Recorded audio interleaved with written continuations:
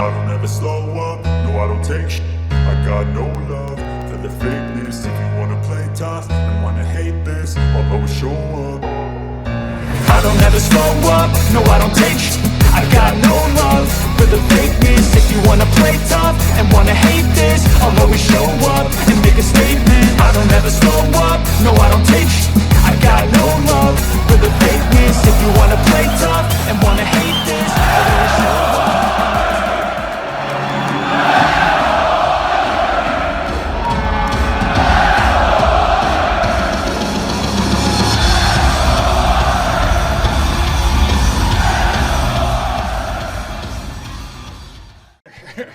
Sending fingers to the crowd after the empty net. What does that mean? Means game 7, baby. Not seven goals for you. That's what maybe we Oh no, I didn't even realize that. Honestly, I honestly didn't realize that. No, it was game 7. It was nice to get a win here on in this rink. That's right, Evander. We are taking this baby to 7. Welcome back to the channel, guys. My name is Gene Edwards. You're watching Lubed. This is my game review for the Edmonton Oilers Los Angeles Kings, Game 6, May the 12th, 2022 at the Crypto.com Arena in Los Angeles, California.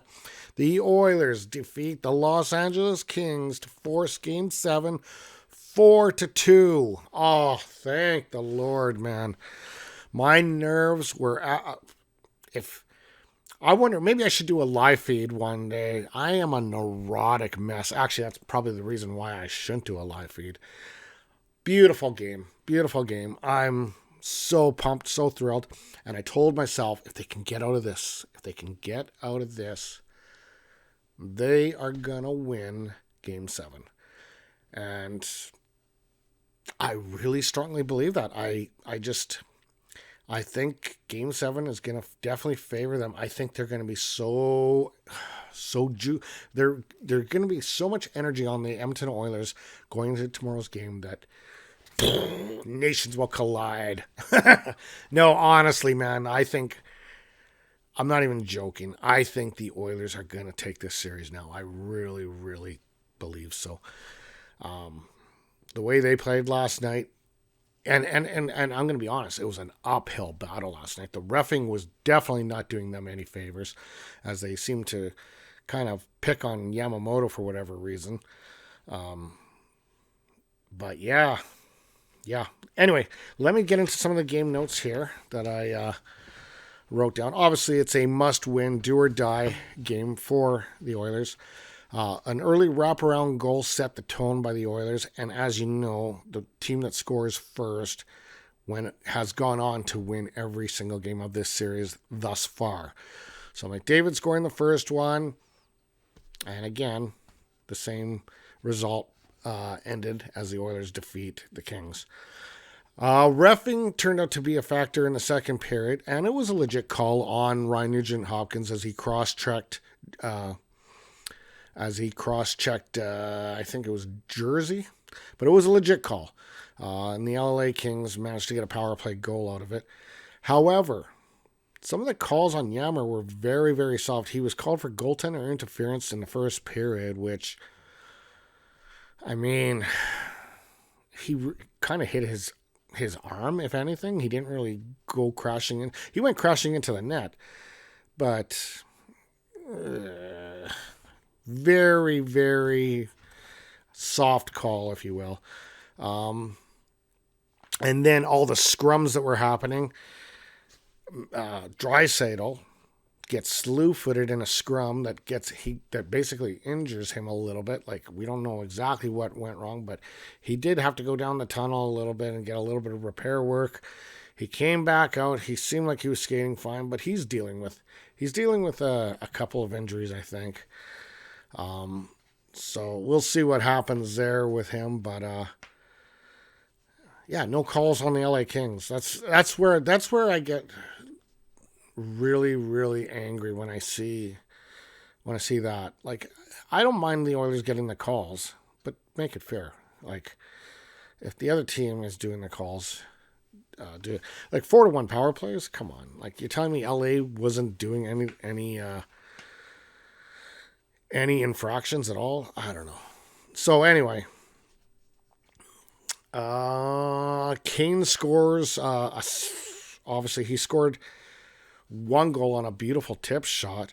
And then a few minutes later, he scored a second goal, but it was called back due to goaltender interference on Zach Hyman. Woodcroft decided not to take the challenge on it, which I think still till this morning, I still think was a mistake on his part. But he didn't want to take the gamble on it. But I really think he would have won that challenge, as Hyman was pushed in by, who was it? He was pushed in by Edler. So I think he would have won that call without a doubt. Anyway, guys, I'm going to get into the scoring summary of this particular one. All right. It was Connor McDavid getting the very first goal, 1 minute and 40 seconds in, from Cody Ceci and Evander Kane. Just an absolute run and gun wraparound by McDavid. And it stands to be the only goal in the first period.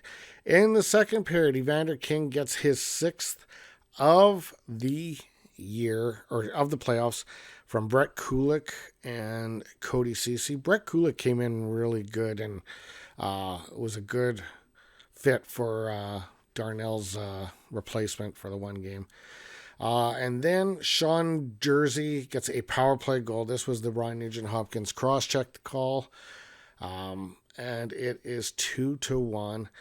And then 29 seconds into the third period, my heart absolutely dropped out of my chest as Carl Gunnarsson made it 2-2.